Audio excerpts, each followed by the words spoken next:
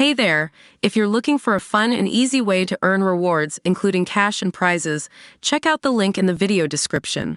Hordes of anti-tourist protesters have taken over Mallorca's beaches in the latest efforts to squeeze out foreigners. Pictures showed families and other locals gathered under umbrellas covered in the slogan "Ocupem les nostres plages," which translates in English to, "We occupy our beaches."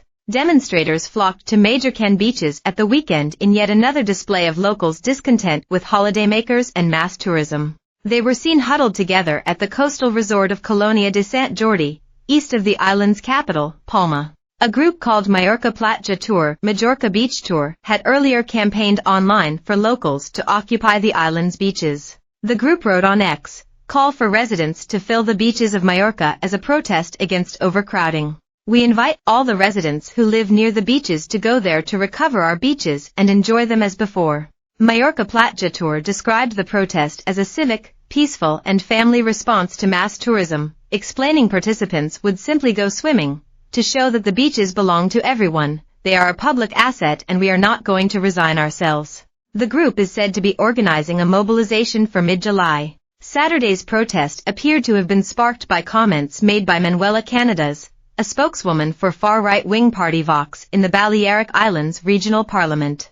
She said in reference to the protest, "I understand the discontent, but us major Cans, who live directly or indirectly from tourism, cannot expect to go to the beach in July and August like we did years ago." Ms. Canadas added, "There are other more attractive destinations and we can end up going hungry because here there's a lack of jobs." Locals were previously urged by anti-tourism protesters not to reveal Majorca's stunning beach spots to foreigners via social media. Stickers were last month spotted plastered around beach entrances with the phrase, "Don't tag this beach, be *********. Tourism company TUI declared the Balearic Islands had reached capacity and asked holidaymakers to look elsewhere when booking their next holiday. As many as 10,000 people took to the streets of Palma last weekend to demand limits on the number of visitors allowed. Tourist bosses said the protests were starting to bite and expressed they were worried about the future of their businesses. Anti-protests continue elsewhere in Spain. Large-scale demonstrations in the Canary Islands in April saw more than 50,000 people fill the streets of Tenerife to protest tourism on the island, holding placards which read, "You enjoy, we suffer." Campaigners claim mass tourism is causing housing shortages, major environmental damage, and driving down wages. A local told Balearic Islands newspaper Ultima Hora, "Overcrowding affects us residents first by making it more expensive and worsening our quality of life, but tourists are also harmed.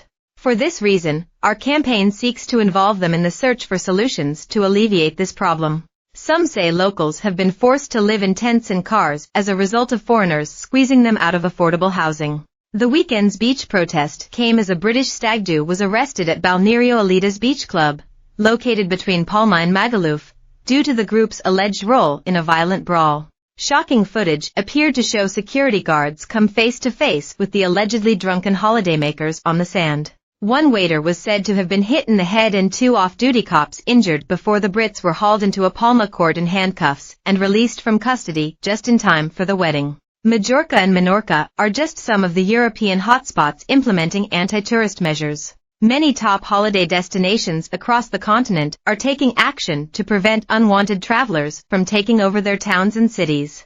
Locals feel they can no longer live in the iconic destinations because they have become overcrowded, unsafe and uncomfortable. They say there are too many cars on the roads, traffic congestion, overcrowded beaches, blocked access roads, ruined beauty spots and just too many holidaymakers flocking to the island, which expects record figures this summer.